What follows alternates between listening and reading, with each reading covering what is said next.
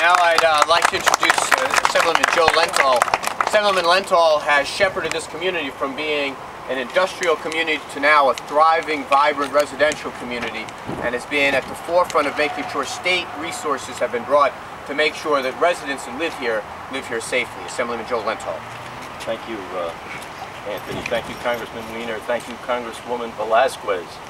First of all, I have to say that I am now the proudest I could be to represent this community, because we have strong representation in Washington, which we needed for so many years to clean this creek up, and I'm glad that we got it. This is a problem that won't go away. You've heard me rail about it. You've heard me talk about how it has to be cleaned up. You've heard me talk about the oil spill. You've heard me talk about remediation. You've heard me talk about all of the issues that have just been discussed.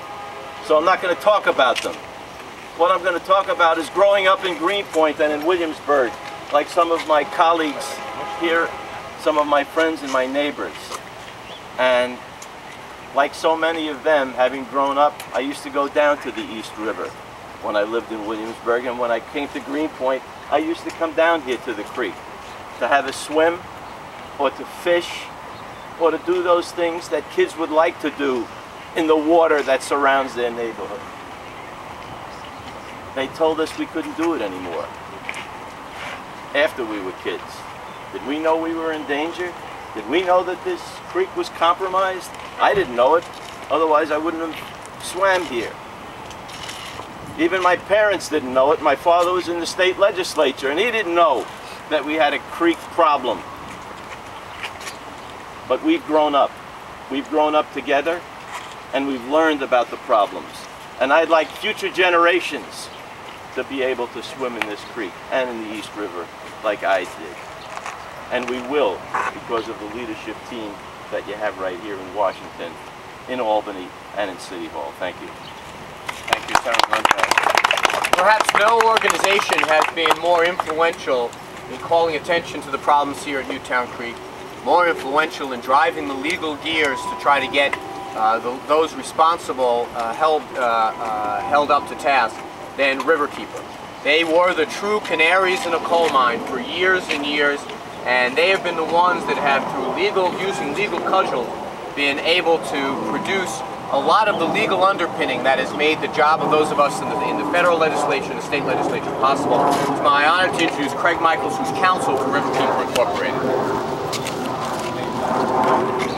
Let me just say what a pleasure and a privilege it is to be here today with Congressman Weiner, Congresswoman Velasquez, Assemblyman Lentol, and members of this diverse and vibrant community.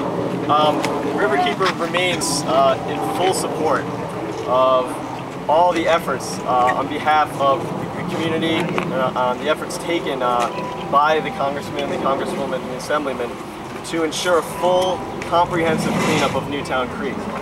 And I think it's pretty clear that listing the creek as a Superfund site would go a long way towards cleaning up the creek and towards realizing our shared vision of cleaner waterways and greener communities for all New Yorkers.